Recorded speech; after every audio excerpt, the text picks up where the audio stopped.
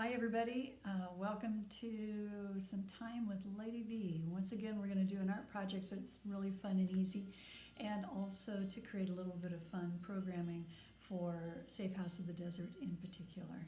Alright, so it's Halloween, during that time when we're kind of looking to some creativity for crafting, and we're going to create some table decor for your Halloween table. One is we're going to be talking about statuary and creating something out of nothing, right? So here's what you're going to need in order to play along. Here's what it is. You're going to need tin foil. You're going to need some scissors. You're going to need a marker. You're going to need some masking tape. Okay? And you're going to maybe need a little bit of tissue. So what do you do with all those things? Well, we're going to create a character. This is all made out of tin foil, and it's all made out of a little bit of tissue. And it is kind of a whole body that's actually in process right now. And we're going to literally paint and sculpt this body so it becomes more and more realistic. But it's a basic form to sit on the table for Halloween. Kind of this is a winged little person, okay? So to get there is actually really interesting. So let me walk you through what that's going to look like. The first thing you're going to need is you're going to need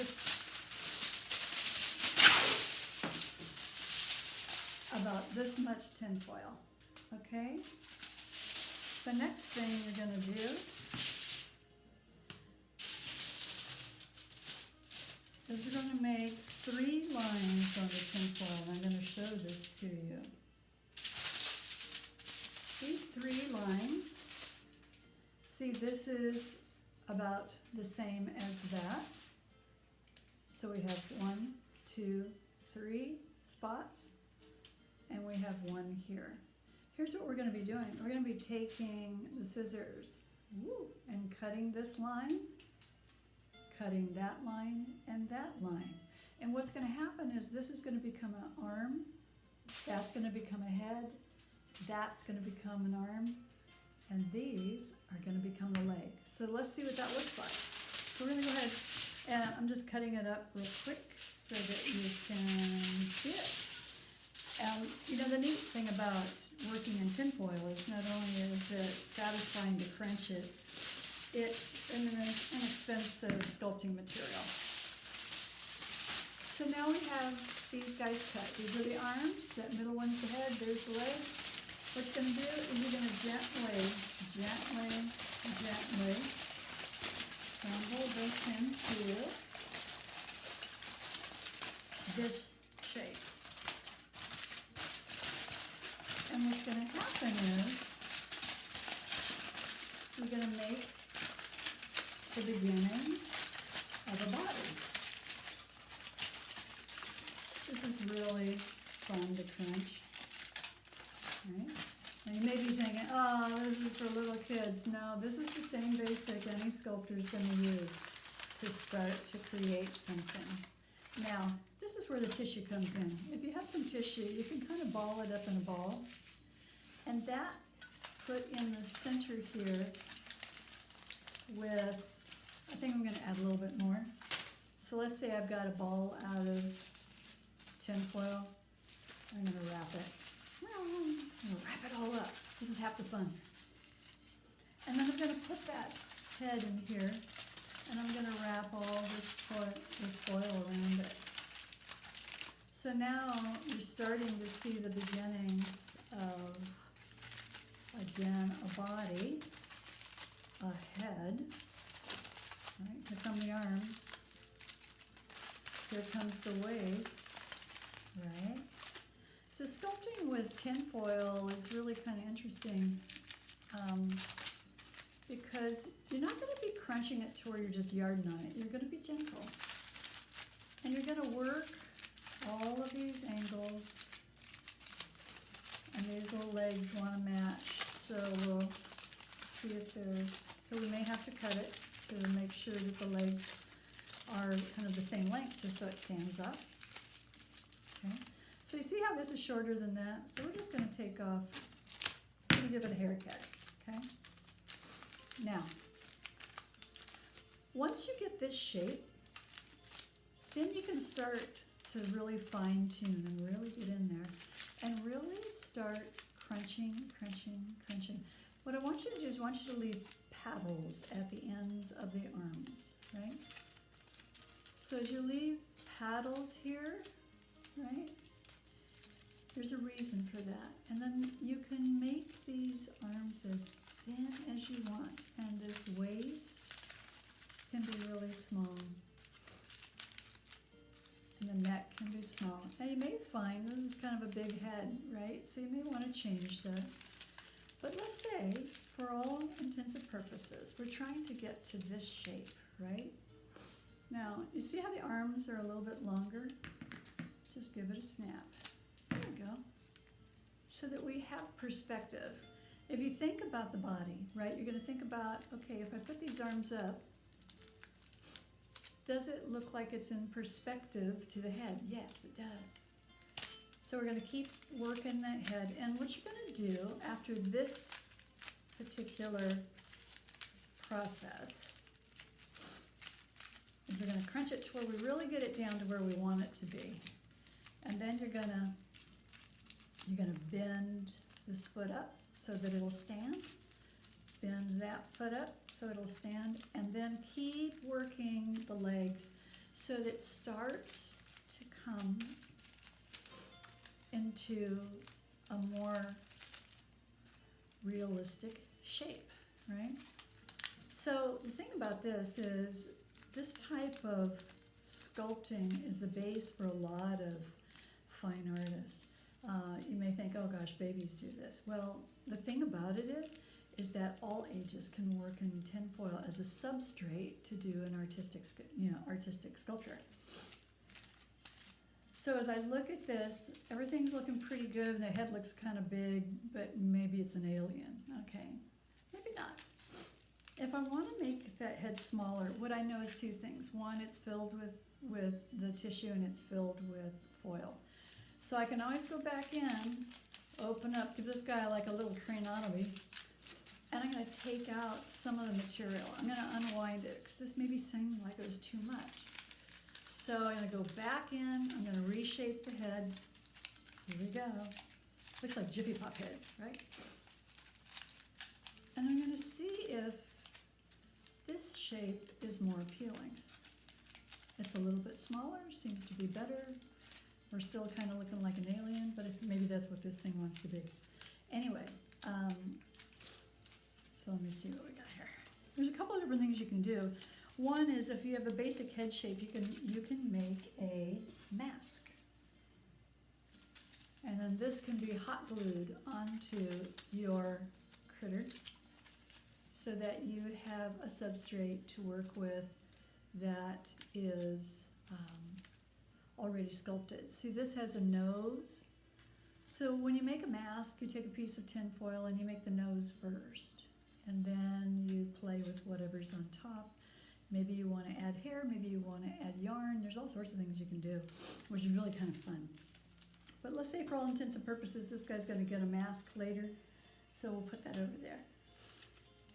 The next thing you're going to do is you're going to take the hands that are currently paddles, and this is what you're going to do. You're going to snip the fingers out, and you know, you might get 5, you might get 4, it depends. And you see how I separated all of the foil now? Now you're going to take that and you're going to munch it so that it sticks together, and what's going to emerge is fingers. So kind of a fun deal. Okay, and we'll tape over this later, right? So now you start to have hands that you can work with and manipulate. And part of the joy of working with foil is that it really likes to be manipulated. It is very forgiving in a lot of ways. And if you find that something is breaking off, you can always add another piece of foil onto the base and extend it. But again, see now these little hands are starting to look more real. And then you can sculpt the wrist so that the wrist feels a little bit more realistic. And you're going to work those arms. So our elbow is here. Okay. The cool part about foil is, again, remember I was saying it's very forgiving. You can bend your critter into all sorts of shapes. So you're going to do this on both sides, okay? And the next thing is you're going to take your blue tape and you're going to go around this body. You're going to use small pieces of tape to go around it, around it, around it, around it, and you're going to fill the whole thing up. The idea is that your body will literally be filled full with tape. And then what you do, you can do two things. One is you can go after this with glue and a paintbrush, and you can paint this body and let it dry, and it will seal in this particular tape that we used. This is, the best tape is masking tape, the light colored one. This is painter's tape. This is kind of what we have right now. But standard masking tape is the best because you can really play with the creativity of making muscles and defining body parts. Like this guy's got some booty, he's got some bust line. And at this point the fingers are being worked on and she will be winged. And so I'll take tape and I'll come in and I'll start creating this whole set of feathers that'll go on this particular being. And let's say if I made a mask for her, then she becomes this character. Could be she's holding the mask, no longer wanting to be masked, right? Lots of possibilities for this particular process. But working with foil is super easy, super fun, super cost effective. And so once you get to this place, then you're going to bring out your acrylic paints. You're going to go ahead and paint your creation. And what are we using with it? We're using glue, white glue, mixed in with the paint, so that you're putting on layers of glue onto this critter that you've made, this little being that you've made. Lots of ways to make them fun. I'll definitely show pictures on YouTube once this is all finished so you can kind of see. Right now, this being needs a mask to create facial features, and so that'll be done separately. But this will get you guys going and let your creativity go wild. Now, last thing, if you want your being to stand on something, here's how you would do that. You'd take the being, you'd put it on a cardboard base, and then you're going to tape it here, and then you're going to cover it with decoupage, and then it'll be something that just sits here, and now it becomes a part of your statuary that you have. So I'm going to really encourage you to go online and take a look at abstract wire art pieces that are made in the human form. There's a lot to look at, and they always seem to have some sort of a kind of a rough edge to them because most of the time they're made out of, again, tin foil, or they're made out of paper decoupage that's put together layer by layer by layer and then sanded after they've been sealed with a glue solution. So I want to wish you luck on this project. I know you guys will come up with something really creative. The idea is to create something that has a soul, has meaning to you. And so I'm not quite sure what Foil Girl will turn into, but when she's done, then she'll have a name, and she'll be part of the folks that kind of hang out with me here in the Owl House studio.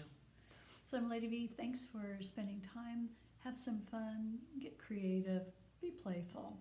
And if you find that you need to add more foil to your sculpture, just tear off a piece, wrap it around, and keep sculpting, keep pressing.